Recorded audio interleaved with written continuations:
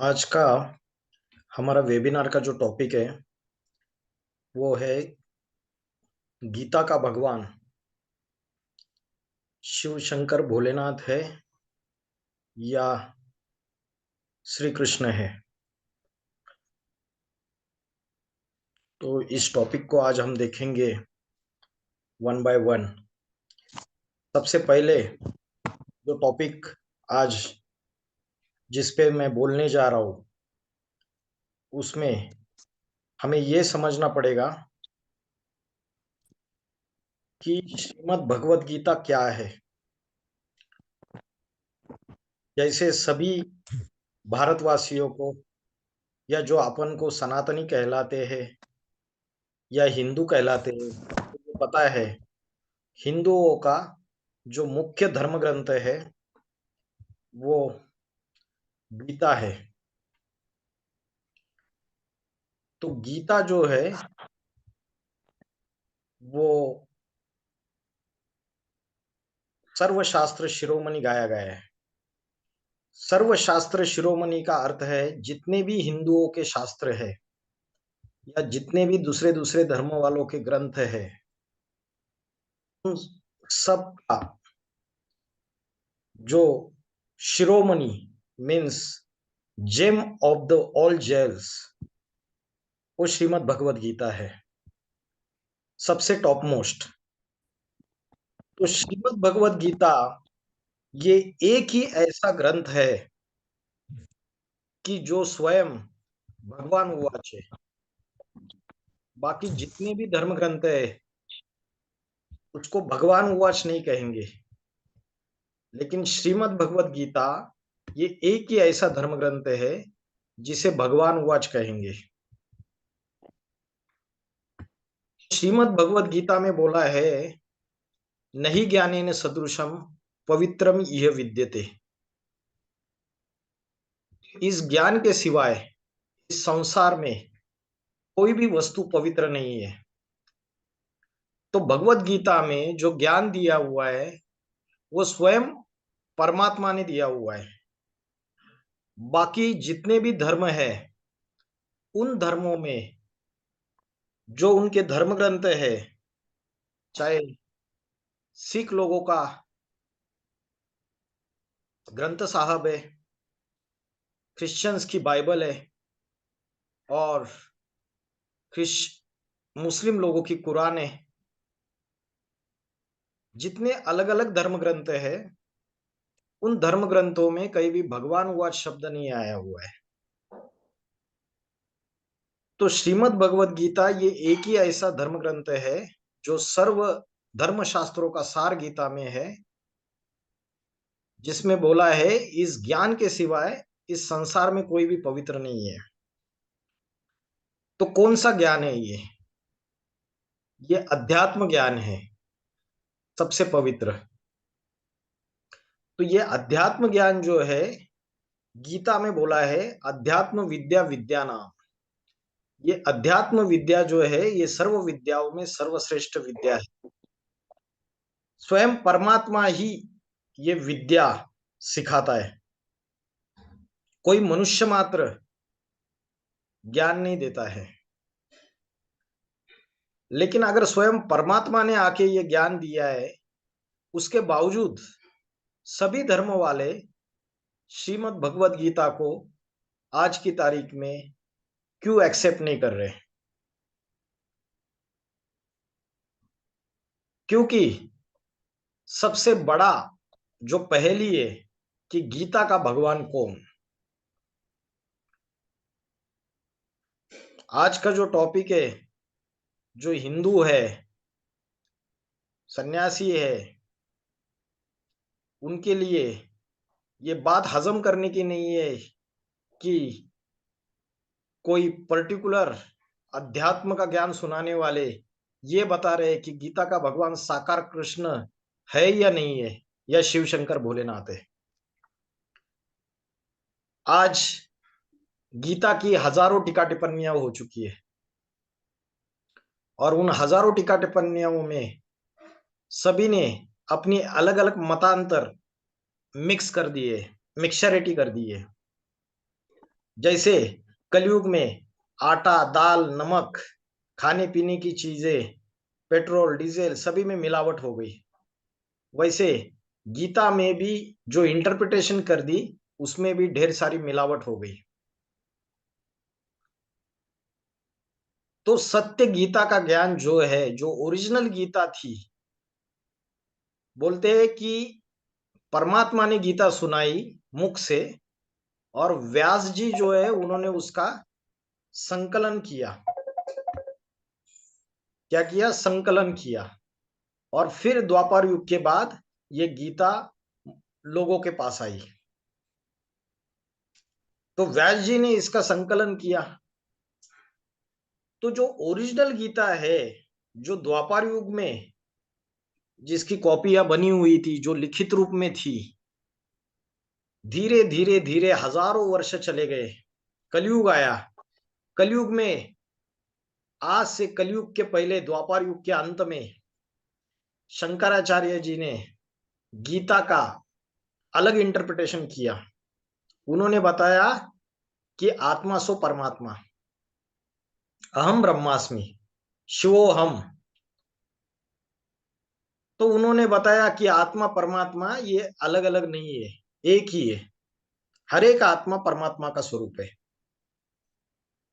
माधवाचार्य ने गीता का इंटरप्रिटेशन किया, उन्होंने बोला आत्मा अलग है, परमात्मा अलग है।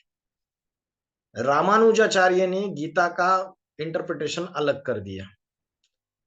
तो सभी ने अपने अपने तरीके से गीता की व्याख्या की। तो जो सत्य गीता का ज्ञान है, क्या आज जो गीता मनुष्य पढ़ रहे, भारतवासी पढ़ रहे, क्या वो ओरिजिनल फॉर्म में है, या उसमें भी मत मतांतर मिक्स किए हुए, इंटरप्रिटेशन डाले हुए? लोकमान्य तिलक ने अपना अलग गीता का क्लैरिफिकेशन दे दिया, रविंद्रनाथ टैगोर जी ने अलग गीता का क्लैरिफिकेशन दे दिया, स्वामी प्रभुपादा ने अलग गीता का क्लैरिफिकेशन दे दिया। तो ये ढेर की ढेर गीता की इंटरप्रिटेशंस बन गई और गीता खंडित हो गई। खंडित होना माना गीता की जो ओरिजिनलिटी है वो चली गई। आज सारे धर्म वाले गीता ज्ञान को इसलिए नहीं मान रहे क्योंकि गीता में गीतापति भगवान श्री कृष्ण को बोला जाता है, जबकि श्री कृष्ण को 16,108 रानियां दिखाई, अनेक गोपिकाओं के साथ रास करते हुए दिखाया। हाँ, उन सारी चीजों के गहरे आध्यात्मिक रहस्य है, लेकिन दुनिया वालों ने क्या समझा? अरे, अगर इनका भगवान ऐसा है तो हम इनको कैसे फॉलो करें? ऐसा कैसा भगवान? तो यही सारे धर्म जो है, उन्होंने एक सनातन धर्म स्थापन करने वाला जो गीतापति भगवान है उसको सबने नहीं माना, और सबके मतांतर आपस में बढ़ गए। सबने अपने अपने तरीके से डफली बजाना चालू कर दिया, तुंडे तुंडे मतिर भिन्ना हो गई। तो अभी हम समझते हैं कि क्या गीता का भगवान साकार कृष्ण है या निराकार शिव शंकर भोलेनाथ? आप बोलेंगे क्या आपने ऐसे क्यों बोला साकार कृष्ण और निराकार शिव शंकर भोलेनाथ? क्योंकि कृष्ण के जितने भी चित्र आप देखेंगे, जो आप देख रहे हैं, वो बच्चे के रूप में दिखाई जाते हैं। मंदिरों में उसकी जो पूजा होती है वो भी बच्चे के रूप में। माताएं कृष्ण जन्माष्टमी में उसको झूले में लेके झुलाती है, तो बच्चे के रूप में ही उसकी पूजा होती है। अभी गीता माता कहा गया है, तो माता का पति कभी बच्चा हो सकता है? भगवान का अर्थ है सबसे भाग्यवान। तो कृष्ण के जितने भी चित्र है, वो कोई भी चित्र ध्यान मग्न अवस्था में नहीं दिखाए हुए हैं। जबकि शिव शंकर भोलेनाथ की जितने भी चित्र, जितनी भी मूर्तियां दुनिया में पाई जाती है, वो ध्यान मग्न अवस्था में पाई जाती है। अर्धोन्मिलित नेत्र, ये जो ध्यान मग्न अवस्था है, इसी को कहते हैं निराकारी अवस्था, निराकारी स्टेज। लेकिन कृष्ण के जितने भी चित्र है वो साकारी अवस्था में दिखाई दिए। तो गीता का भगवान निराकार है या साकार है?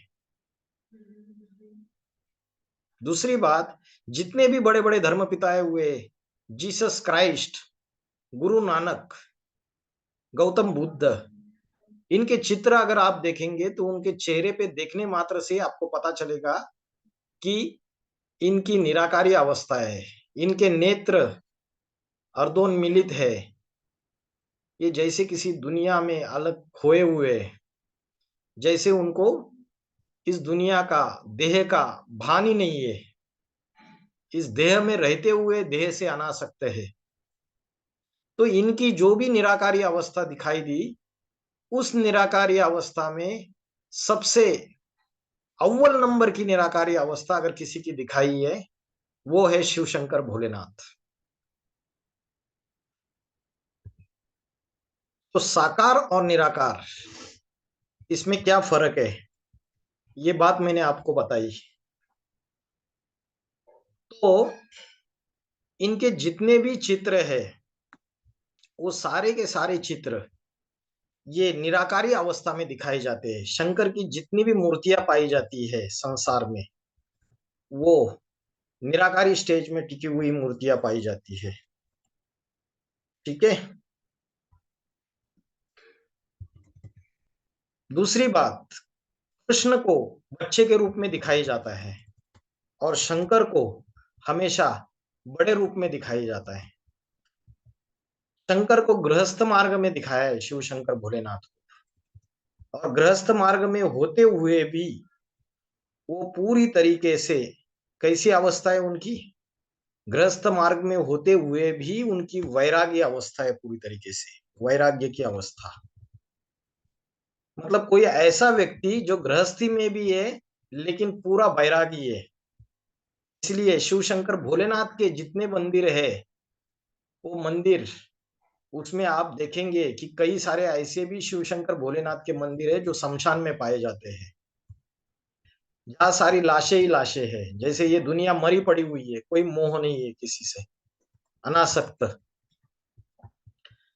शंकर की जो स्टेज दिखाई गई चित्रों में, वो चित्रों में जो स्टेज दिखाई गई वो निराकारी स्टेज दिखाई गई है।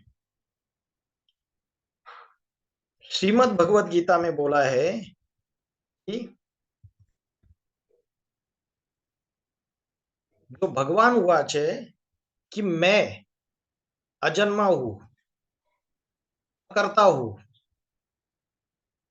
अभोक्ता हूं, निराकार हूं, अविनाशी हूं।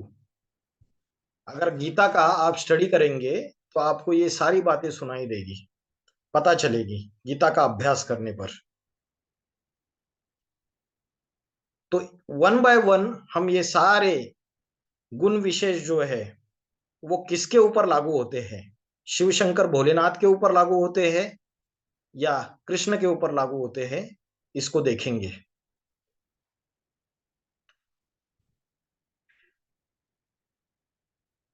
गीता में बोला है वो पाप हरता है, मुक्तिदाता है। गीता के 10वें अध्याय के तीसरे श्लोक में आया है, यो माम जमनादींच वेत्ति लोक महेश्वरम असुमूढ़ा समर्तेषु सर्व पापे प्रमच्युते। यो माम जमनादींच, इसका अर्थ है ये अजन्मा।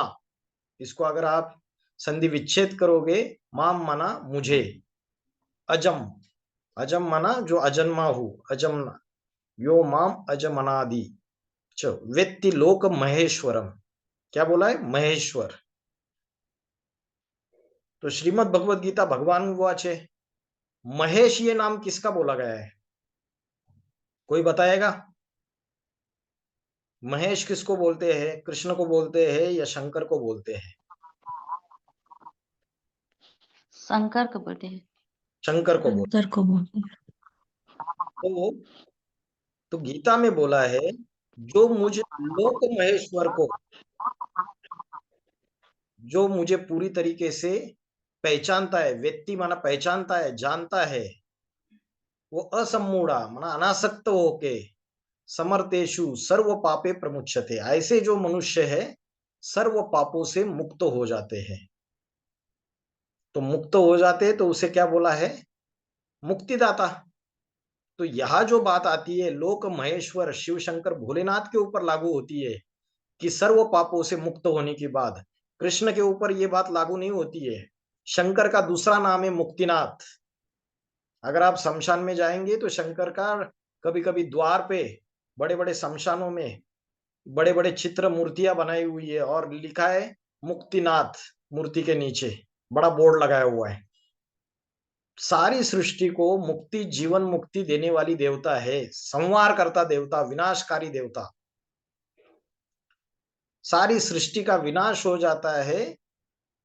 जो विनाश कल्याणकारी होता है, जब मकान पुराना बन जाता है तो मकान के मालिक को मकान तोड़ना पड़ता है, लेकिन वो मकान का मालिक अपने बच्चों को मुक्ति भी देता है। मकान तोड़ने से पहले बच्चों को वहां से बाहर निकालता है और नया मकान में उनको शिफ्ट करता है। इसको बोला जाता है मुक्तिदाता।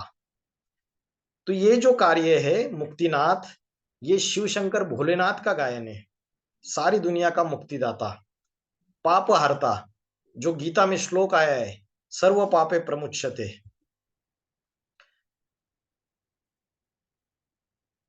और एक बात बताते हैं कि गोपेश्वरम मंदिर में कृष्ण को शिवलिंग की पूजा करते हुए दिखाया हुआ है। तो कृष्ण शिवलिंग की जो पूजा कर रहे हैं, इसका मतलब शिव कृष्ण से भी ऊंचे है। जो व्यक्ति जिसके सामने माथा टेकता है, तो माथा टेकने वाला ऊंचा होता है या जिसके सामने माथा टेक रहा है वो ऊंचा होता है? ऑफ कोर्स कि जिसके सामने माथा टेक रहा है वो ऊंचा होता है। तो जो शिवलिंग बनाए हुए है वो शिव शंकर भोलेनाथ की यादगार है। जो लिंग मूर्ति है, क्यों लिंग मूर्ति बनाई? जब किसी के हाथ, पैर, उसी का सर, सब कुछ काट दिया और सिर्फ धड़ रह गया, तो सारी काट दिया, सिर्फ धड़ रह गया, तो मतलब कर्मेंद्रियों का कोई भान ही नहीं है। ऐसी निराकारी अवस्था, ऐसी अनासक्त बैरागी अवस्था, तो जो धड़ रह जाता है वो जैसे लिंगाकार है। तो इसलिए शिव शंकर भोलेनाथ की शिवलिंग के रूप में भी पूजा होती है। और गोपेश्वरम में कृष्ण शिव शंकर भोलेनाथ की शिवलिंग की पूजा कर रहे हैं। इससे ये बात साबित होती है कि शिव ही गीता के भगवान है। श्रीमद् भगवद गीता में ऐसे कितने श्लोक आए हैं, ऐसी कितनी बातें आई है जिससे साबित होता है कि कृष्ण गीता का भगवान नहीं है। क्या शिव शंकर भोलेनाथ को अभी कभी देखा है किसी ने कि वो किसी की पूजा कर रहे हैं? देखा है किसी ने शिव शंकर भोलेनाथ किसी की पूजा कर रहे हैं? शिव शंकर भोलेनाथ को कभी किसी की पूजा करते हुए नहीं दिखाया। शास्त्रों में जिसका नाम रुद्र है, वो रुद्र किसका गायन है? कृष्ण का गायन है या शंकर का गायन है?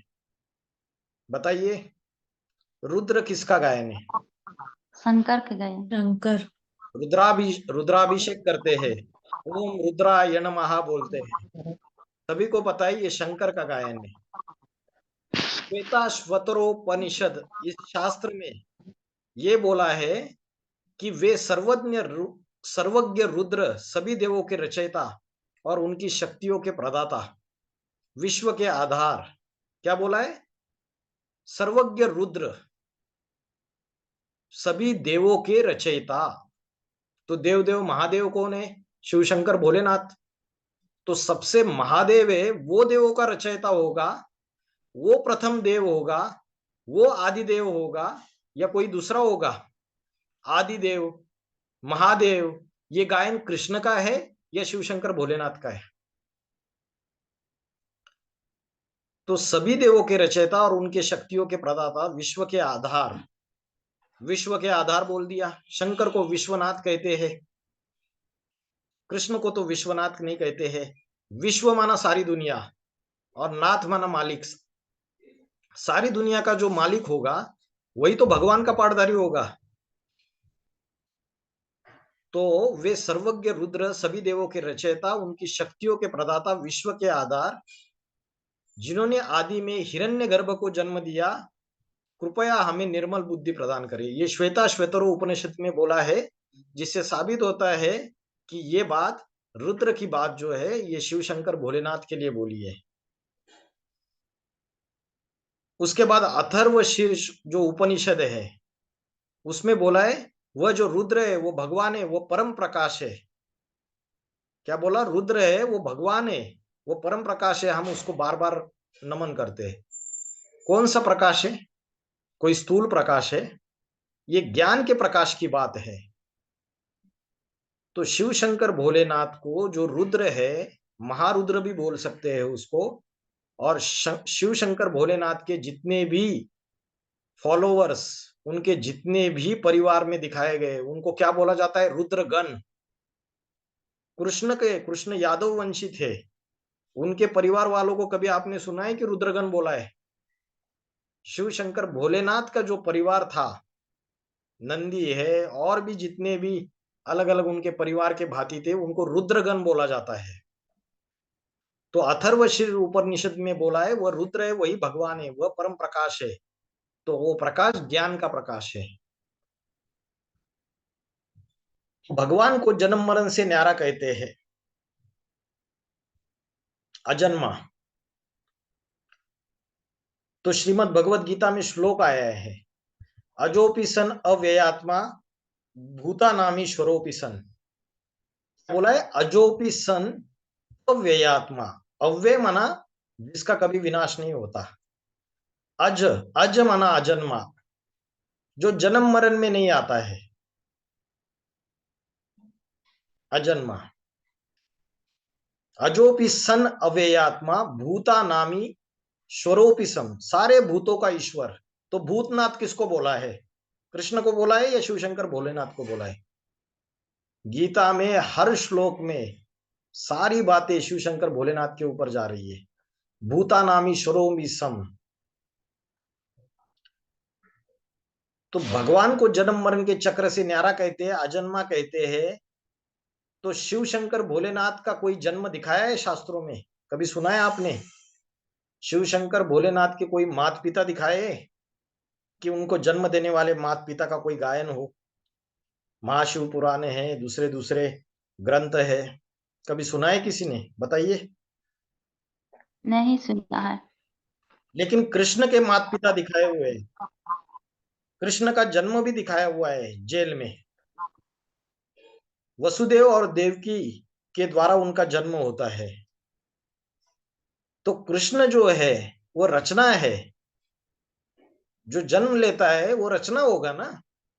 लेकिन शिव जो है वो रचयिता है, उसके कोई माता पिता ही नहीं दिखाए, उसके पहले कोई दिखाया ही नहीं। तो जो सबसे शुरुआत में है, सबका आदि है, इसलिए उसे कहा आदि देव, आदि पुरुष। शंकर पार्वती, आदि पुरुष आदि स्त्री, आदि देव आदि देवी। कृष्ण को 16 कला संपन्न देवता बोलते हैं। कलाएं में बंदायमान दिखाया हुआ है, मतलब जो उनके अंदर दैवी गुण है वो लिमिटेड है। जैसे चंद्र को कलाएं रहती है, वैसे जो दैवी गुण है, क्योंकि कृष्ण ये देवता है, राम ये देवता है, लेकिन शिव शंकर भोलेनाथ भगवान है। राम और कृष्ण ये अव्वल नंबर की देवता है, नंबर 1 हीरो पाठधारी। तो शिव शंकर भोलेनाथ ये भगवान का स्वरूप है, जिनका ना कोई जन्म दिखाया, ना कोई मृत्यु दिखाई, ना उनके माता पिता दिखाए। लेकिन कृष्ण जो है उसका जन्म भी दिखाया, माता पिता भी दिखाए। तो कृष्ण ये रचना है, रचयिता नहीं है।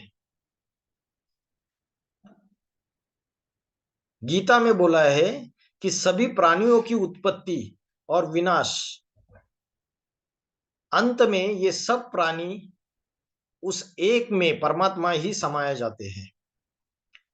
कल्पक्षय पुनस्तानी कल्पादो विसृजाम्य हम। मतलब इससे साबित होता है कि वो ही सबसे आदि है, जिससे शुरुआत हो जाती है, जिसमें सारे जाके कल्पक्षय माना 4 युगों का जो अंतिम समय है, विनाश के समय, सारे प्राणी मात्र उस शिव शंकर भोलेनाथ को जाके मिल जाते हैं। उनको मुक्ति देने वाला है वो। कल्पादो विसृजाम्य हम। और जब कलयुग का अंत होके नई दुनिया सतयुग शुरुआत हो जाती है, नए युग की आदि हो जाती है, तब शिव शंकर भोलेनाथ फिर से उनको इस सृष्टि में उन सब आत्माओं को छोड़ देते हैं, इस सृष्टि का संचालन करने के लिए। तो उत्पत्ति और विनाश, इन दोनों का कारण है शिव शंकर भोलेनाथ।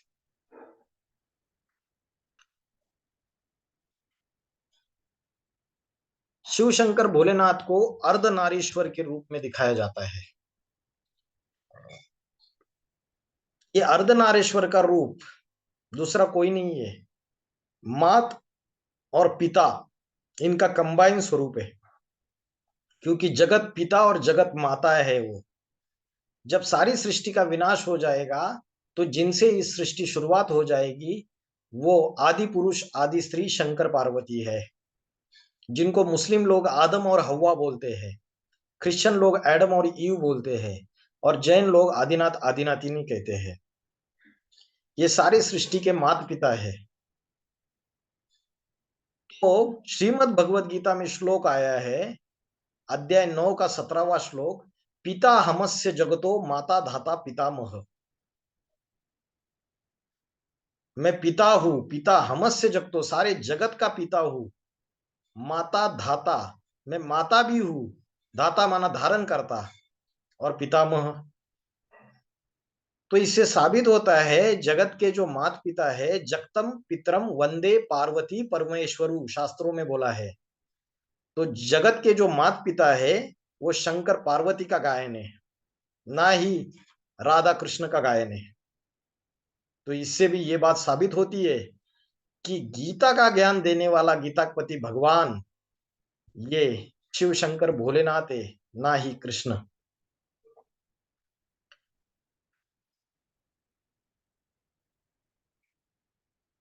योगेश्वर आदि योगी, ये टाइटल वास्तविकता किसके है? शंकर के है। लेकिन कृष्ण को, कृष्ण के उपासकों में आज गीता की जो भी व्याख्याएं की जा रही है, उसमें कृष्ण को योगेश्वर नाम दे रहे हैं।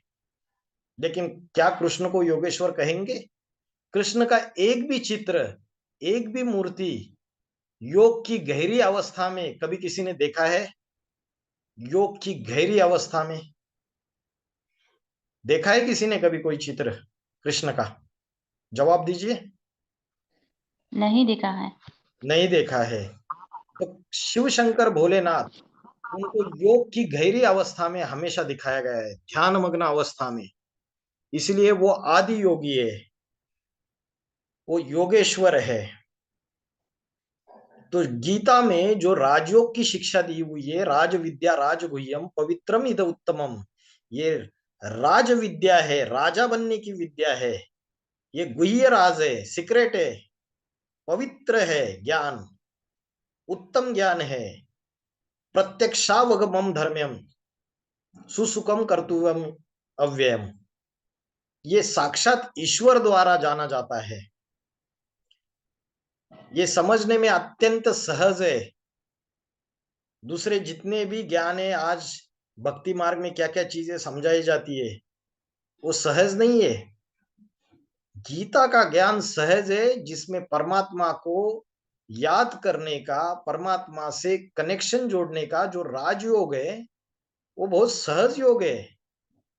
जब परमात्मा शिव शंकर भोलेनाथ इस सृष्टि के ऊपर अवतरित होके सत्य गीता ज्ञान सुनाते हैं, तब वो राजयोग की शिक्षा सहज रीत्या अपने जीवन में हर एक मनुष्य धारण कर सकता है। तो इसलिए जो योगियों का राजा है, उसने राजयोग सिखाया है,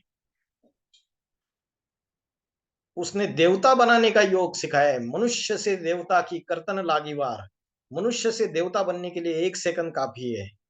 जैसे इंजीनियर इंजीनियरिंग की पढ़ाई पढ़ा के इंजीनियर्स तैयार करता है, डॉक्टर डॉक्टर्स की पढ़ाई पढ़ा के डॉक्टर तैयार करता है, वैसे देवों का देव महादेव शिव शंकर भोलेनाथ जब पढ़ाई पढ़ाते हैं, सदगुरु बन के, परम शिक्षक बन के, टीचर बन के इस सृष्टि पे जब अवतरित हो जाते हैं, तो महादेव जो पढ़ाई पढ़ाएंगे तो देवता ही तैयार करेंगे, मनुष्य को देवता जैसे बनाएंगे।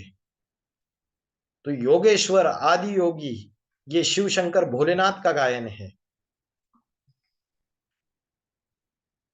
होपकिंस और अलग अलग विदेशों के जितने भी फिलोसोफर्स और विद्वान पंडित है, उन्होंने अपनी अलग अलग ओपिनियंस दिए, अपने किताबों में अपने मत व्यक्त किए। जब उन्होंने श्रीमद् भगवत गीता का अभ्यास किया, भारत में आके उन्होंने गीता का हजारों सालों से जो गीता की अलग अलग टीका टिप्पणियां है उसका स्टडी किया, तो होपकिंस ने बोला गीता जो अब कृष्ण प्रधान रूप मिलता है वो पहले कोई विष्णु प्रधान कविता थी, और इससे पहले वो कोई निस्संप्रदाय रचना थी। होपकिंस ने बोला ये बात। मतलब आज कृष्ण का नाम डाला है, कृष्ण प्रधान कविता है वो, लेकिन पहले उसने जो स्टडी किया, रिसर्च किया, उसको पता चला पहले तो विष्णु का नाम था, और उससे भी पहले ये निस्संप्रदाय रचना थी। निस्संप्रदाय माना निराकारी। गीता का भगवान निराकारी था, कृष्ण नहीं था, विष्णु नहीं था, निस्संप्रदाय निराकारी, जिसके लिए श्रीमद् भगवत गीता में श्लोक आया है, न तद भासे तो सूर्यो न शशांको न पावको यद गतवान निवर्तन्ते तद्धामो परमम मम। जहां चंद्र सूर्य तारों की रोशनी नहीं पहुंच सकती, उस परम धाम का मैं रहने वाला हूं। परमात्मा परम धाम का रहने वाला है, ज्योति स्वरूप है, निराकार है। लेकिन कृष्ण तो जन्म मरण के चक्र में आने वाला है। कृष्ण की मृत्यु भी दिखाई जाती है, जन्म भी दिखाया जाता है। तो वो जो निराकार है, जो जन्म मरण के चक्र से न्यारा है, जो परम धाम का ब्रह्मलोक का रहने वाला है, जो श्रीमद् भगवत गीता में बोला है, वो निराकार ज्योति स्वरूप जो है वो ही शिव है, शिव ज्योति, जिसकी यादगार में शिवलिंग के रूप में उसकी पूजा होती है। शिव है निराकार और शंकर है साकार। तो शिव जब इस सृष्टि पे अवतरित होते हैं तो शंकर साधारण मनुष्य में प्रवेश करके शिव शंकर भोलेनाथ कहलाते हैं, निराकारी अवस्था में प्रत्यक्ष हो जाते। इसलिए गीता के भगवान जो थे वो निरसंप्रदाय रचना थी, निराकारवादी रचना थी। ये होपकिंस ने बोला है। लेकिन भारतीय जो पंडित आचार्य विद्वान है, उन्होंने तो सारा सत्यानाश कर दिया। उन्होंने तो शास्त्रों में अगड़म बगड़म कर दिया, आत्मा को ही परमात्मा बोल दिया, कृष्ण को भी उड़ा दिया, शिव शंकर भोलेनाथ को भी उड़ा दिया, सबको उड़ा दिया। आत्मा ही परमात्मा है, शिवो हम अहम ब्रह्मास्मि। तो ये होपकिंस का एक प्रूफ प्रमाण मैंने आपको बताया। उसके बाद फर्कुहार, रिलीजियस लिटरेचर ऑफ इंडिया, 1920 में फर्कुहार ने ये एक आर्टिकल छापा था। इसमें लिखा है ये गीता एक पुरानी पद्य उपनिषद है जो संभवतः श्वेता श्वतरोपनिषद के बाद लिखी गई है, और जिसे किसी कवि ने कृष्णवाद के समर्थन के लिए ईस्वी सन के बाद वर्तमान रूप में ढाल दिया है। तो ये बात भी क्लियर कर दी कि पुरानी पद्य उपनिषद है वो श्वेता श्वतरो उपनिषद के बाद लिखी गई है, और उसके बाद जब इसको लिखा गया तो किसी कवि ने उसको कृष्णवाद के समर्थन में वर्तमान रूप में ढाल दिया है। तो ये बात भी फर्कुहार ने बोली है, भारत के किसी विद्वान ने नहीं बोली है। बोला कि कृष्णवाद के समर्थन में इसको वर्तमान रूप में ढाल दिया है, मतलब कृष्ण का नाम ही नहीं था पहले। ये बाहर के फिलोसोफर्स विद्वान बता रहे हैं ये बात। उसके बाद गर्बे नाम का एक फिलोसोफर है, वो बोलता है भगवत गीता पहले एक सांख्य योग संबंधी ग्रंथ था जिसमें बाद में कृष्ण वासुदेव पूजा पद्धति आ मिली। पहले क्या था, एक सांख्य योग संबंधी ग्रंथ था। सांख्य योग माना विस्तार, ज्ञान का विस्तार, जिसमें बाद में कृष्ण वासुदेव पूजा पद्धति आके मिली। मतलब इनका कहना है, जब वो सांख्य योग का ग्रंथ था, उसमें पहले कृष्ण वासुदेव का नाम नहीं था। ये बाद में कृष्ण वासुदेव पूजा पद्धति आ गई। कृष्ण के उपासकों ने कृष्ण का नाम डाल दिया। ईसा पूर्व, मतलब जीसस क्राइस्ट के तीसरी शताब्दी में, पूर्व में, सन 2000 साल पहले जीसस क्राइस्ट आया। उसके पीछे 300 साल पहले क्या बोला कि इसका मेल मिलाप कृष्ण को विष्णु का रूप मानकर वैदिक परंपरा के साथ बिठा दिया गया। मूल रचना ईस्वी पूर्व 200 में लिखी गई थी और इसका वर्तमान रूप ईसा की दूसरी शताब्दी में किसी वेदांत के अनुवाद द्वारा तैयार किया गया है। ये जो तीसरी शताब्दी में बोला है पूर्व, वो गलत है। इसमें नीचे जो लिखा है कि ईस्वी सन पूर्व 200 साल पहले, मतलब जीसस क्राइस्ट आने के 200 साल पहले इसकी जो मूल रचना लिखी गई थी। इतना रिसर्च करते हैं ये विदेशी फॉरेनर्स। उन्होंने बोला जीसस क्राइस्ट आने से 200 साल पहले गीता लिखी गई थी, और इसका जो वर्तमान रूप है जिसमें कृष्ण का नाम डाला हुआ है, ये जीसस क्राइस्ट आने के बाद 200 साल के बाद वेदांत के जो अनुयायी है उन्होंने कृष्ण का नाम डाल दिया। तो ये अलग अलग जितने भी विद्वान है, होल्ट्समन गीता को एक सर्वेश्वरवादी कविता का बाद में विष्णु प्रदान बनाया गया रूप मानता है। गीत बोलता है मूलतः गीता श्वेता श्वतर के ढंग की उपनिषद थी, परंतु बाद में उसे कृष्ण पूजा के अनुकूल ढाल दिया। तो इतने सारे प्रूफ प्रमाण है कि दूसरे दूसरे जो बाहर के देश के विद्वान फिलोसोफर्स है, वो आके भारत के ग्रंथों का अध्ययन करके, गीता का अध्ययन करके बोल रहे कृष्ण का नाम तो बाद में डाल दिया, ये तो निराकारवादी रचना थी। दूसरी बात, अगर कृष्ण द्वापार में आए और उन्होंने गीता ज्ञान सुनाया, तो द्वापार में जब आए भगवान, तो भगवान के द्वारा पापी कलयुग का विनाश होना चाहिए था। पा, पापों का विनाश होना चाहिए था। तो गीता में बोला है, मैं अधर्म का विनाश करता हूं और सद्धर्म स्थापन करता हूं, दुर्जनों का विनाश करके सज्जनों की रक्षा करता हूं। तो क्या ऐसा हुआ? द्वापर युग में अगर महाभारी महाभारत लड़ाई हुई, कौरवों का जो यादवों का सबका विनाश हो गया, पापों का विनाश हो गया, तो सुख और शांति का राज्य स्थापन होना चाहिए था, लेकिन उल्टा हो गया। द्वापर के बाद तो कलयुग आ गया, पापी कलयुग। तो इससे साबित होता है कि कृष्ण द्वापर में आए ही नहीं। शास्त्रों में जो भी बातें डाली हुई है अगड़म बगड़म, ये मनुष्य ने अपनी मनमत मिक्स की हुई है, अलग अलग इंटरप्रिटेशन दे दी है। जैसे आज की तारीख में इंडियन कॉन्स्टिट्यूशन, जो भारत का संविधान है, वकील लोग, जजेस लोग अलग अलग प्रकार से व्याख्या करते हैं। हाई कोर्ट के जज अलग व्याख्या करते हैं, सुप्रीम कोर्ट के जज अलग व्याख्या करते हैं, वकील जब आर्गुमेंट्स करते हैं तो उसकी अलग व्याख्या करते हैं। तो गीता में ये सारी मिक्सचरिटी हो गई पूरी तरीके से। और द्वापर युग में कृष्ण को समझ बैठे कि भगवान आए और उन्होंने महाभारी महाभारत युद्ध कराया और पापों का विनाश कर दिया, लेकिन पापों का विनाश तो होगा नहीं और पापी कलयुग आ गया, पाप और बढ़ते गए। दुर्योधन दुशासनों की संख्या, अगर दुर्योधन दुशासन द्वापर युग में खत्म हो गए थे, तो आज तो दुर्योधन दुशासनों की संख्या लाखों और करोड़ों के तादाद में हो गई।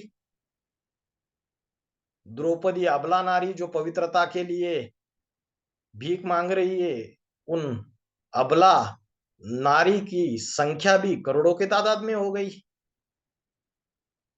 तो शास्त्रों में जो भी बातें हैं, जो माइथोलॉजिकल स्टोरीज आई हुई है, उसके गहरे अर्थ हमने समझे नहीं।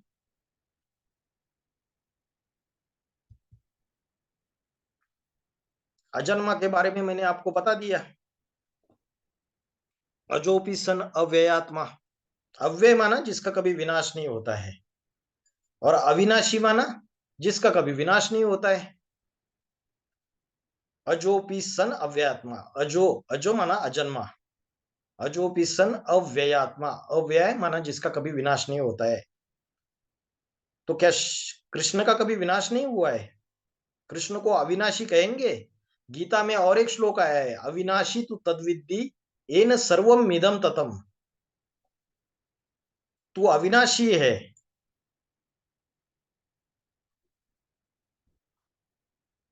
विनाशम अव्ययस्य न कश्चित कर्तुम अर्हसि। अध्याय 2 का 17वां श्लोक। इस अविनाशी पुरुष को कोई भी इस सृष्टि में मारने के लिए समर्थ नहीं है।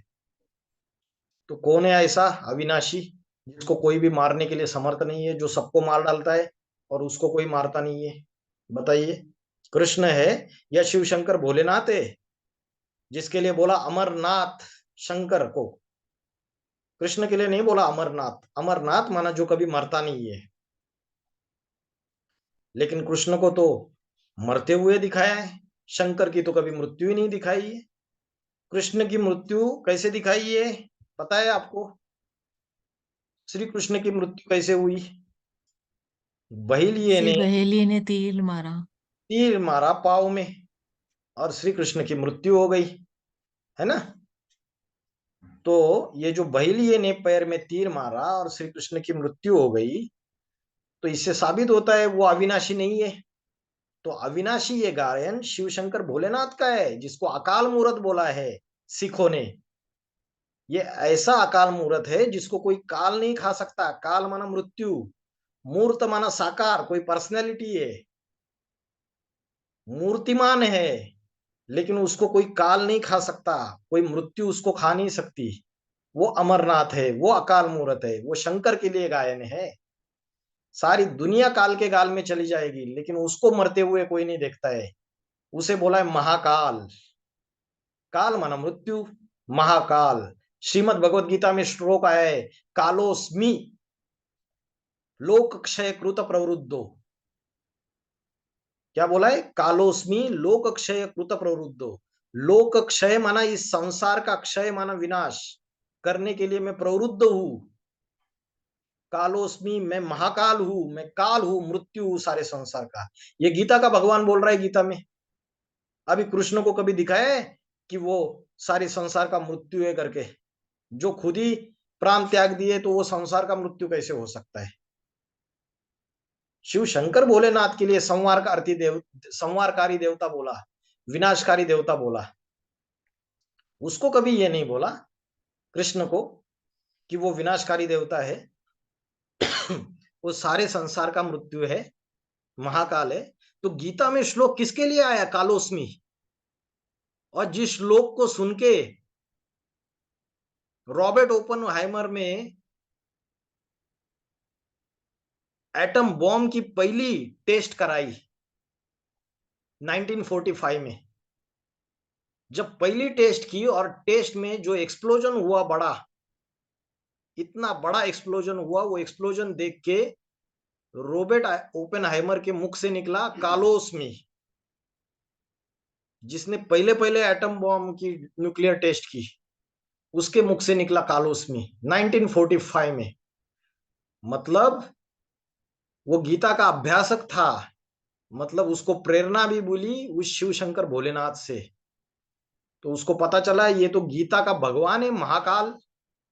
ये इतना बड़ा प्रकाश, इतना असीम ऊर्जा देख के वो डर गया और बोला कालोस्मी, I am the god of the death. मैं सारी संसार का विनाश हूं, मृत्यु हूं। उसने महसूस किया ये बात, और उसको लगा कि मैंने ये क्यों तैयार किया, कैसे मेरे हाथ से ये चीज तैयार हो गई। और उसके बाद नागासाकी और हिरोशिमा में 1945 में अगस्त में इसको एक्सप्लोजन किया गया। इन बातों से साबित होता है कि जो गीता का भगवान है वो कृष्ण नहीं है, शिव शंकर भोलेनाथ है। वो जो शिव ज्योति निराकार स्वरूप है, उसको शिवलिंग के रूप में पूजा करते हैं। इसीलिए श्रीमद् भगवत गीता में बोला कि यदा यदा ही धर्म से ग्लानिर्भवति भारत, जब धर्म की ग्लानि होती है, अधर्म का बोलबाला होता है, अभ्युत्थानाम धर्म से, एक सद्धर्म स्थापन करने के लिए मैं आता हूं। ग्लानिर्भवति भारत, भारत का नाम लिया, Europe, America, Germany, China, Russia, Mauritius, किसी कंट्री का नाम ले लिया। वो भारत में आता है परमात्मा, और भारत में अवतरित होके क्या बोला है? ग्लानिर्भवति भारत, मैं आता हूं। ऐसा नहीं कि वो इस दुनिया में है, कृष्ण तो थे, तो वो आने वाला कौन है? उसको बोला है अगर्भा, श्रीमद् भगवत गीता में। वो गर्भ से जन्म नहीं लेता है। हम, तुम, सारी मनुष्य आत्मा इस दुनिया में जितने भी 750 करोड़ 800 करोड़ पॉपुलेशन है, 8 बिलियन पॉपुलेशन, वो सारे माँ के गर्भ से जन्म लेते हैं। लेकिन परमात्मा का दिव्य जन्म है, वो अगर्भा है, जिसके लिए गीता में श्लोक आया है, प्रवेश तुम ज्ञातुम द्रष्टुम च तत्वेन प्रवेशतुम च परंतप, मैं प्रवेश करने योग्य हूँ। जैसे कोई भूत प्रेत किसी में प्रवेश कर जाता है, कोई घोस्ट किसी में पजेस कर लेता है, वैसे परमात्मा जो निराकार ज्योति स्वरूप है, वो किसी साधारण मनुष्य तन में प्रवेश कर लेता है।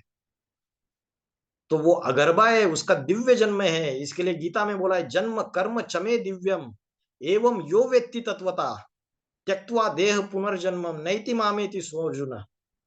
मेरा जन्म दिव्य है, मेरा कर्म दिव्य है। गीता में ऐसे कई श्लोक आए कि जिससे साबित होता है कि वो दिव्य जन्म है उसका। कोई माँ के गर्भ द्वारा जन्म नहीं लेता। कृष्ण का जन्म तो माँ के गर्भ द्वारा हो गया।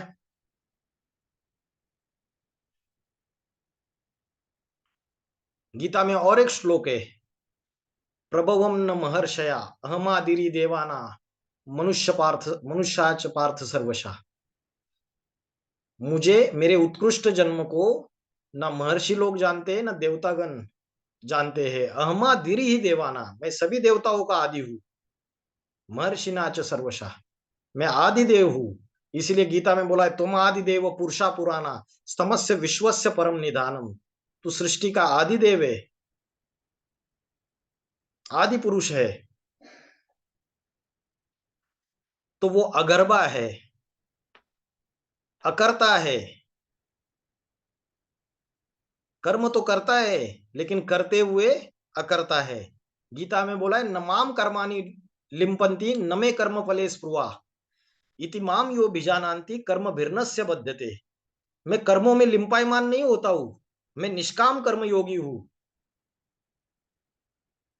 न मे कर्म फले स्पृहा, मुझे कर्म के फल की कोई इच्छा नहीं है। इति माम यो बीजानान्ति, जो मुझे इस स्वरूप में जान लेता है, कर्म भिर्नस्य बद्धते, वो कभी भी कर्मों के बंधन में बंध नहीं सकता है। तो कौन है ऐसा जो गृहस्थी में रहते हुए भी कर्मों से परे, कर्म बंधन से परे, जो कर्मों में लिंपायमान नहीं होता है, कर्मयोगी है पूरी तरीके से? कृष्ण है या शिव है? तो ये शिव का गायन है। सांसारिक कर्म करते हुए, गृहस्थी के कर्म करते हुए उसको अनासक्त वैरागी योगी दिखाया। लेकिन कृष्ण को 16,108 रानियां दिखाए, गोपिकाओं के साथ प्रेम करते हुए दिखाया, रास खेलते हुए दिखाया, गोपिकाओं के वस्त्र चुराए, ये सारी कथाएं बताई जाती है। तो मनुष्य ने उन कथाओं के गहरे आध्यात्मिक रहस्य है, लेकिन मनुष्य ने इन चीजों को न जानने के कारण कृष्ण को फॉलो करना चालू कर दिया, अनेक अनेक रानियां रखना चालू कर दिया। कि हमारे कृष्ण भगवान को इतनी रानियां थी तो हम क्यों नहीं रखे? तो शिव शंकर भोलेनाथ जो गृहस्थी, बैरागी, अनासक्त, आदि योगी, आदिश्वर, विश्वनाथ, जगन्नाथ, उसको न समझने के कारण गीता का भगवान कृष्ण को समझ लिया, और इससे दूसरे दूसरे धर्म वालों ने गीता को एक्सेप्ट नहीं किया। गीता का भगवान अगर निराकार योगी शिव शंकर भोलेनाथ होता, तो जितने भी सारे धर्म वाले वो उसको मानते थे। अभी बीच में 1 साल पहले मोहम्मद इलियास, जो मोहम्मद इलियास नाम के एक मौलवी है, उन्होंने बयान दिया नेशनल न्यूज चैनल पे कि जो आदम और हव्वा है, जो आदम है वही शिव शंकर भोलेनाथ है। मुसलमानों के प्रथम जो प्रॉफिट है वही शिव शंकर भोलेनाथ है। और मुस्लिम लोगों का जो मूल धर्म है वो सनातन धर्म है। और मुसलमानों के जो भी माता पिता है वो शंकर पार्वती है, सब मानते हैं। मुस्लिम धर्म आया ही आज से 1400 साल पहले, और उसके पीछे भी हिस्ट्री जाएगी तो 2500 साल के पीछे का हिस्ट्री नहीं मिलता है। जब इब्राहिम ने आके, प्रॉफेट इब्राहिम ने आके इस्लाम धर्म की नींव डाली थी, तब मूर्ति पूजा की जाती थी, उसके पहले का कोई हिस्ट्री नहीं है। लेकिन भारत ये अविनाशी खंड है, आदि अनादि है, उसका कोई हिस्ट्री नहीं मिलेगा, और इनका तो हिस्ट्री बहुत लिमिटेड है। इससे साबित होता है कि शिव शंकर भोलेनाथ जो स्वयं भी अनादि है, आदि है, ये स्वयं सारी सृष्टि के ईश्वर है।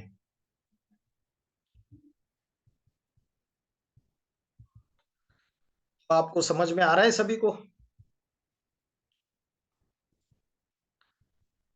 हाँ जी। हाँ जी, समझ में आ रहा है। थैंक यू भाई। ये एक कल्पवृक्ष का चित्र दिखाया है, झाड़ का। गीता में श्लोक आया है, उद्र मूलम अधशाखम अश्वत्थम प्राहुर्व्ययम। ये ऐसा वृक्ष है गीता में जिसका उल्लेख किया है, जिसकी जड़ें ऊपर की ओर है, अधश शाखा जिसकी शाखाएं नीचे की ओर है। अश्वत्थम, अश्वत्थम प्राहुर्व्ययम, ये शाश्वत है, ये शाश्वत वृक्ष है, आदि अनादि कभी खत्म होने वाला नहीं है ये। जड़ जड़ीभूत हो जाता है, फिर जो बीज निकलता है पुराना बन गया, फिर से उसकी जो, जब पूरा वृक्ष तैयार हो जाएगा, उसकी कलम निकाल के ऊपर से फिर से वो कलम बोई जाती है, सनातन धर्म फिर से स्थापन होता है, फिर से ये वृक्ष सरसज्ज हो जाता है। तो ये जो कल्प वृक्ष जो गीता में जिसका उल्लेख आया है, गीता में बोला है, बीजम माम सर्वभूतानाम विद्धि पार्थ सनातनम, मैं सर्वभूतों का बीज हूं। बुद्धिर बुद्धिर मता अस्मि तेजस तेजस्विना हम, मैं बुद्धिमानों की बुद्धि हूं, मैं तेजस्वियों का तेज हूं। अभी बताओ, बुद्धिमानों का बुद्धि कौन है? परमात्मा है। लेकिन कौन है बुद्धिमानों का बुद्धि? जिसका गायन है कि शंकर की जटा से गंगा निकली, लोगों को लगा पानी की गंगा। चित्रकार जब चित्रकारिता करता है तो अपनी भावभंगिमा उस चित्र में व्यक्त करता है, वो ज्ञान गंगा की बात है।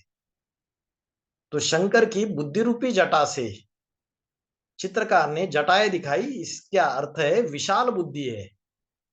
तो उसके विशाल बुद्धि से जो ज्ञान निकला, ज्ञान गंगा निकली, उसमें जिसने स्नान किया, माना जिन मनुष्यों ने उसको धारण किया अपने जीवन में, वो नई दुनिया, पावन दुनिया, स्वर्ग में आ गए। तो ऐसे ही इस सृष्टि रूपी वृक्ष का जो बीज है, बीजम माम सर्वभूतानाम, उससे ये सारी सृष्टि प्रसारित हुई है। ये सारी सृष्टि इससे विस्तार को पाई हुई है, कृष्ण से तो विस्तार को नहीं पाई हुई है। इसलिए गीता में श्लोक आया है, मता मया ततमिदम सर्वम जगतम अव्यक्त मूर्तिना, मेरे अति सूक्ष्म होने से ये सारा जगत सूक्ष्म बीज से वृक्ष की भांति विस्तृत हुआ है। तो जैसे बीज में सारा झाड़ समाया हुआ होता है, वैसे शिव शंकर भोलेनाथ है, ये सारे सृष्टि रूपी वृक्ष का बीज है, आदि है। उनसे ये सारा सृष्टि रूपी वृक्ष निकला हुआ है।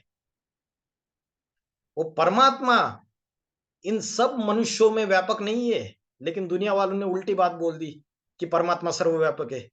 इस श्लोक में बोला है, मस्तानी सर्वभूतानी न चाहम तेष अवस्थित, सभी प्राणी मुझ अव्यक्त बीज रूप शिव शंकर भोलेनाथ में स्थित है, मैं उनमें स्थित नहीं हूं। क्यों शिव शंकर भोलेनाथ कृष्ण के लिए क्यों नहीं लागू होता है? क्योंकि बोला है जगत अव्यक्त मूर्तिना। अव्यक्त का अर्थ होता है जो व्यक्त नहीं है। व्यक्त नहीं है मतलब जो ध्यान मग्न अवस्था में है। व्यक्त अवस्था माना साकारी अवस्था, और अव्यक्त अवस्था माना निराकारी अवस्था। जो ऐसी अवस्था है अध्यात्म में, तो वो शिव शंकर भोलेनाथ की दिखाई जाती है। वो ऐसी मूर्ति है, जगत अव्यक्त मूर्तिना, वो मूर्तिमान है, पर्सनैलिटी है, और अव्यक्त निराकारी अवस्था में स्थित है। उससे मया ततमिदम सर्वम, उससे ये सारी सृष्टि प्रसारित हुई है।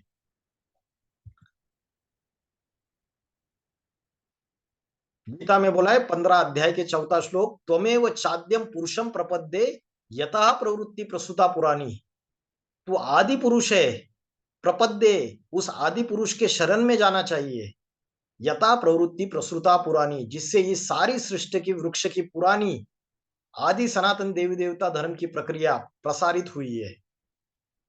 जैसे कोई स्त्री को गर्भ रहता है, उसको बच्चे पैदा होते हैं, वैसे ये आदि पुरुष है सृष्टि का, प्रसृता पुरानी। इससे सारी ये जो सनातन धर्म की जितनी भी सृष्टि है, ये सारी तैयार हुई है उससे, सारे बाल बच्चे हैं उसके। इस्लाम, बौद्ध, क्रिश्चियन, सन्यासी, सिख, आर्य समाजी, नास्तिक, ये जितने भी धर्म आए ये बाद में आए, ये पहले थे नहीं। और जब सृष्टि का विनाश होगा तो इन धर्मों का विनाश भी पहले हो जाएगा। एक आदि सनातन देवी देवता धर्म जो स्वयं शिव शंकर भोलेनाथ ने स्थापन किया है। जब सनातन धर्म की धारणा है कलयुग के अंत में जब प्राय लोप हो जाती है, तो शिव शंकर भोलेनाथ स्वयं इस सृष्टि पे कलयुग के अंतिम समय में, ना कि द्वापर युग में, जब दुनिया में पाप, भ्रष्टाचार, अत्याचार अति में बढ़ जाते हैं, विनाश के सारे साधन मनुष्य तैयार कर देता है, तब शिव शंकर भोलेनाथ अवतरित होते हैं कलयुग के लास्ट 100 साल में, 100 ईयर्स में, और सारी दुनिया को इस विषय सागर में, इस पाप सागर से पार लगाते हैं। जिसके लिए शास्त्रों में बात बोली है, शंकर चाप जहाज, जय चढ़ उतरी पार नर बूढ़ित सकल संसार। ये शंकर का शरीर रूपी जहाज है। जब वो इस सृष्टि पे आता है तो जो मनुष्य उसके शरण जाते हैं, जो उसको समर्पित हो जाते हैं, जो उसको पूरी तरीके से शरण हो जाते हैं, उनको वो पार लगाता है इस विषय वैतरणी नदी से, इस विषय सागर से।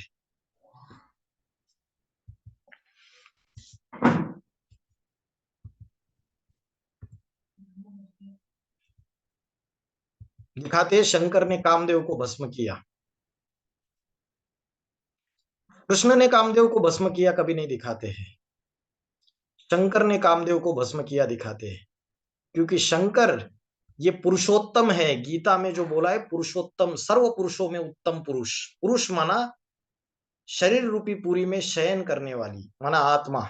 तो आत्माओं में सबसे उत्तम पुरुषोत्तम शंकर है या कृष्ण है? अगर कृष्ण सर्वोत्तम होता तो शंकर का गायन क्यों है कि कामदेव को भस्म किया? कामदेव को भस्म किया, इसका गहरा अर्थ है अपनी कामेंद्रियों को सबसे पहले पहले कंट्रोल किया, अपने विषय वासना काम विकार को भस्म कर दिया। दुनिया में कोई भी पुरुष अपने सभी इंद्रियों को कंट्रोल कर सकता है, लेकिन जब आवेग आता है तो अपने कामेंद्रियों को कभी कंट्रोल नहीं कर सकता, अपने काम विकार को कभी कंट्रोल नहीं कर सकता। लेकिन शंकर ये ऐसा पुरुष है जो कामदेव को पहले पहले जब इस सृष्टि पे अवतरित होता है तो काम विकार को जीत लेता है, कामेंद्रियों को कंट्रोल कर लेता है। इसके लिए शिवलिंग के रूप में उसकी पूजा होती है, पवित्रता की यादगार है। दूसरे देवी देवताओं की लिंग के रूप में पूजा नहीं होती, लेकिन वो एक ऐसी देवता है जिसकी लिंग के रूप में पूजा होती है। तो शंकर का जो गायन है सारी सृष्टि में,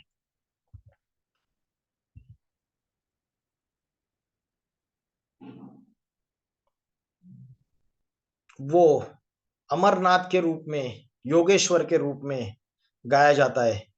गीता में श्लोक आया है, मयाध्यक्षेन प्रकृति सूयते स चराचरम हेतु नानेन कौन्तेय जगत विपरिवर्तते। तो मैं इस जगत को विपरीत दिशा में परिवर्तित करता हूँ, रिवर्स डायरेक्शन में परिवर्तित करता हूँ। तो जगत क्या है? सतयुग, त्रेता युग, द्वापर युग और कलयुग। दीज आर द 4 एजेस, 4 युग है। तो कलयुग ये लास्ट है, सबसे पापी, सबसे तमोप्रधान, सबसे डिग्रेडेड, सबसे इम्प्योर। और जगत विपरिवर्तित है, वी माना विपरीत, विरुद्ध, रिवर्स डायरेक्शन में मैं उसको परिवर्तित करता हूं। तो कलयुग से अगर रिवर्स डायरेक्शन में जाएंगे, अगर परिवर्तित करना है तो सतयुग आ जाएगा। लेकिन कृष्ण को तो द्वापर युग में समझ लेते हैं, तो ये श्लोक कैसे लागू होगा? अगर द्वापर युग पकड़ा तो द्वापर युग से रिवर्स डायरेक्शन में कैसे? फिर तो कलयुग आएगा पापी, अगर गोल घूमेंगे पूरा। तो ये अभी की बात है, कलयुग की, वर्तमान समय की। एक मेव परमात्मा की अध्यक्षता में ये सारी सृष्टि परिवर्तित होती है। पापी सृष्टि पावन सृष्टि में परिवर्तित हो जाती है। जब सारी सृष्टि का विनाश काल आता है, एटॉमिक वॉर्स, नेचुरल कैलेमिटीज, प्राकृतिक आपदाएं और हिंदू मुस्लिम सिविल वार्स, ये जब सारे इसके कगार पे दुनिया खड़ी हो जाती है, वर्ल्ड वॉर 3 पे खड़ी हो जाती है, और जब वर्ल्ड वॉर 3 शुरू हो जाएगा तो ये एटम बम जब एक्सप्लोजन हो जाएगा, तो गीता में बोला है, दृष्टा कराला निचते मुखानी दृष्टे व काला नलसन्न भानी। मेरी ये बड़ी बड़ी जो दाढ़े हैं विकराल, ये एटम बम मिसाइल रूपी दाढ़े, इन दाढ़ों के बीच में ये सारी दुनिया, ये सारे मनुष्य मात्र चबाए जाने वाले। दष्ट्रा कराला निचते मुखानी दृष्टे व काला नलसन्न भानी। अनल माना अग्नि, ये अग्नि के समान ये विनाशकारी देख के ये डर लग जाएगा सभी को। बस कर भगवान त्राहिमाम त्राहिमाम। तो परमात्मा का जो विराट रूप गीता में दिखाया गया है वो कृष्ण की यादगार नहीं है। इस दाढ़ों के नीच में जो चबाए जाने वाली है, ये शिव शंकर भोलेनाथ जो विनाशकारी देवता, जो संहारकारी दिखाया है, उसकी यादगार है।